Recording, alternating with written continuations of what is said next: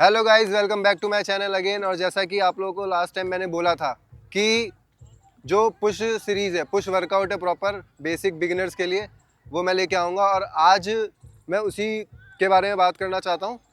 इस वीडियो में हम प्रॉपर बिगिनर्स के लिए वर्कआउट करने वाले हैं, जिसमें हम 5 to 6 एक्सरसाइजेस करेंगे। तो हम स्टार्ट करते हैं पहले वार्म अप से। तो अभी जो फर्स्ट एक्सरसाइज हम करने वाले हैं वार्म अप के लिए, वो है जंपिंग जैक्स। एंड उसके बाद हम करेंगे हाई नीज।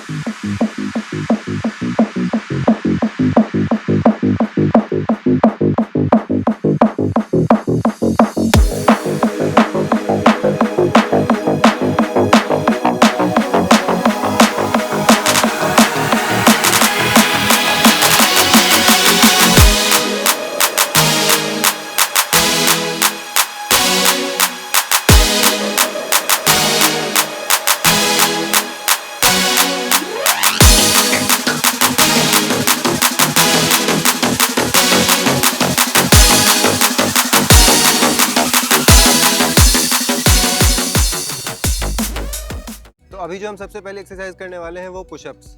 अगर आपसे पुशअप्स नहीं होते तो आप नी पुशअप्स कर सकते हो। इसकी हम कोशिश करेंगे 5 to 8 रेप्स और 4 सेट्स।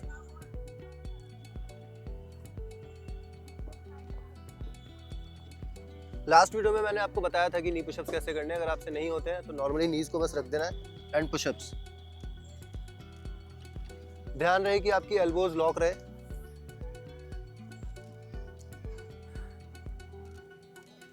और आपके पुशअप्स में आपके एल्बोज जितने आपकी बॉडी के क्लोज रहेंगे उतना ही अच्छा है।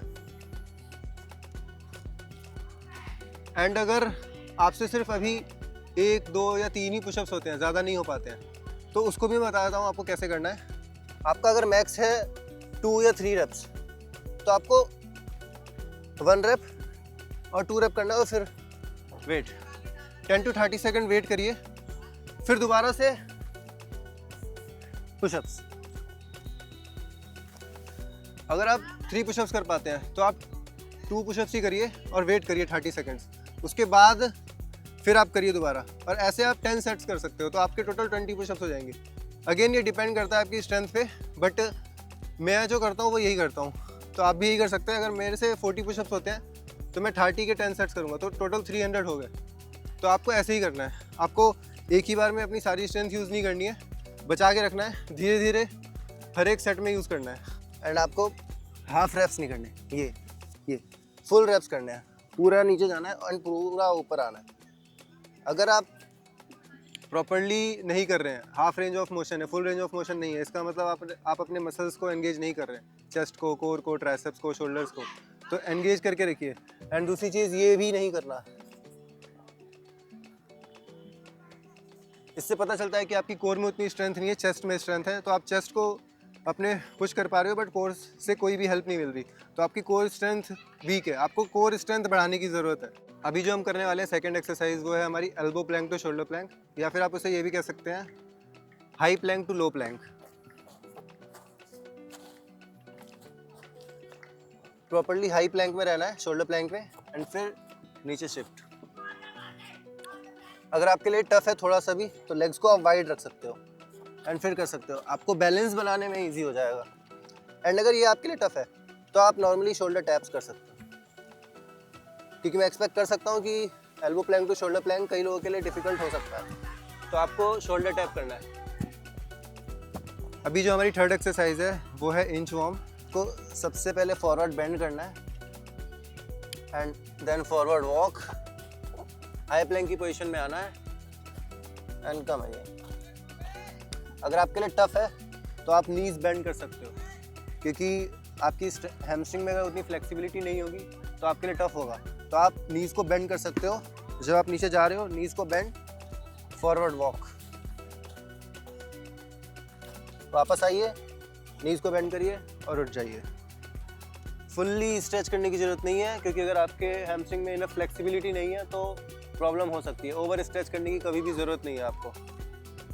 तो same standing position, knees bend, walk,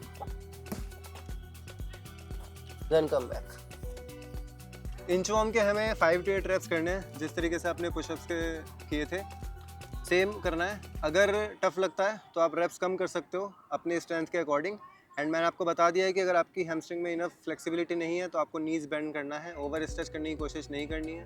okay, तो अभी हम चलते हैं अपनी फोर्थ एक्सरसाइज के पास। अभी जो हम फोर्थ एक्सरसाइज करने वाले हैं वो है हमारी हाई प्लैंक क्लींस। एंड अगर हाई प्लैंक क्लींस आपके लिए टफ होगा, जो कि हो सकता है, तो भी मैं उसका अल्टरनेटिव बताने वाला हूँ। तो पहले हम हाई प्लैंक क्लींस की तरफ चलते हैं। तो इसमें हमें नॉर्मल शोल्डर प्लैंक की पोजीशन में रहना है, अपने टोस से बॉडी को आगे की साइड पुश करना है। इससे आपके रिस्ट पे टेंशन आएगा एंड आपको वो चीज़ फील करनी है, पीछे एंड दोबारा आगे की साइड पुश। सेम पोजीशन रहेगी, पोजीशन आपकी चेंज नहीं होगी, शोल्डर प्लैंक की पोजीशन रहेगी। एंड बस आपको फॉरवर्ड पुश करते रहना है अपने टोज की हेल्प से। अगर ये आपके लिए डिफ़िकल्ट है तो जैसा मैंने बोला कि मैं अल्टरनेटिव बताऊंगा, वो है प्लैंक सीसॉ। एल्बो प्लैंक की पोजीशन में रहना है एंड आगे जाना है। सेम टोज से अपने आप को पुश करना है फॉरवर्ड। बहुत लोगों के लिए हो सकता है कि प्लैंक की पोजीशन टफ हो, ये डिपेंड करता है पर्सन टू पर्सन। मैंने अल्टरनेटिव क्यों बताया है, क्योंकि जब आप हाई प्लैंक क्लींस करोगे तो वहाँ पे शोल्डर के बदले आपके रिस्ट पे ज़्यादा टेंशन आएगी। तो हो सकता है कि कई लोगों की रिस्ट कमज़ोर हो, तो आपको उस पर टेंशन ज़्यादा देने की ज़रूरत नहीं है, आप ये कर सकते हो एल्बो प्लैंक। बट अगर एल्बो प्लैंक आपके लिए टफ है क्योंकि आप होल्ड नहीं कर पा रहे अच्छा और रेप्स नहीं कर पा रहे, तो फिर आपको हाई प्लैंक पे ही जाना चाहिए, क्योंकि फिर आपके लिए एल्बो प्लैंक टफ हो जाएगा। तो ये मैंने बताया अपनी अकॉर्डिंग, क्योंकि मेरे लिए हाई प्लैंक क्लींस थोड़ा ज़्यादा टफ है क्योंकि रिस्ट की टेंशन के वजह से, शोल्डर की मोबिलिटी की वजह से नहीं। और एल्बो प्लैंक मेरे लिए इजी है क्योंकि मेरी शोल्डर की मोबिलिटी अच्छी है। अभी जो हमारी लास्ट एक्सरसाइज है वो होने वाली है पैरेलल बार डिप्स, जिसमें मैं आपको बताऊंगा कि आपको पैरेलल बार डिप्स कैसे परफॉर्म करना है। अगर आपके लिए टफ है तो भी बताऊंगा कि कैसे करना है, क्योंकि वो टफ हो सकता है, नॉर्मल है। तो सबसे पहले हमें किसी भी चीज़ का सपोर्ट लेके पैरेलल बार डिप्स की मूवमेंट में आना है। शोल्डर आपके एलिवेटेड नहीं रहेंगे, डिप्रेस्ड रहेंगे।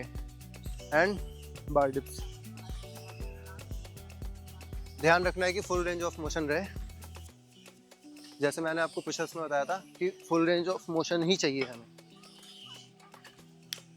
अभी मैं बताता हूँ अगर आपके लिए डिफ़िकल्ट है तो इसमें आपको जो सबसे पहले करना है वो है पैरेलल बार डिप्स की पोजीशन में आना है और नेगेटिव्स। पैरेलल बार डिप्स की पोजीशन में आना है एंड नेगेटिव्स। इसके बाद अगर आपका ये इम्प्रूव हो जाता है या फिर अगर आपके पास स्ट्रेंथ है तो आप जंप पैरेलल बार डिप्स भी कर सकते हैं। जंप जंप एंड अगर यहाँ तक आप पहुँच गए हो और आपको लगता है कि अब आप इम्प्रूव कर सकते हो, अगेन ये डिपेंड करता है पर्सन टू पर्सन, तो आप रेजिस्टेंट बैंड का यूज़ कर सकते हो। मैं आपको बताता हूँ कैसे करना है। लास्ट वीडियो में मैंने आपको बताया था, बट इस वीडियो में भी बता देता हूँ। नीज़ को इसमें आपको फंसाना, आपको इसमें नीज़ को अपने फंसाना है एंड बार डिप्स। इसमें आप लेग्स का भी यूज़ कर सकते हो रेजिस्टेंट बैंड के साथ, बट वो आपके लिए डिफ़िकल्ट हो सकता है क्योंकि जब आपको लैंड करना होगा तो आपको लेग्स निकालने में प्रॉब्लम हो सकती है।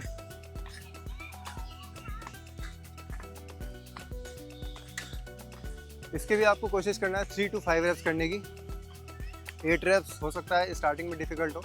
रेजिस्टेंट बैंड के साथ अगर आपको करना है तो आप कर सकते हो, या फिर जंप बार डिप्स करने हैं तो कर सकते हो।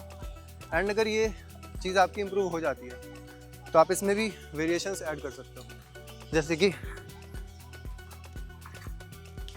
नॉर्मल एक्सप्लोजिव या फिर वॉक बार डिप्स।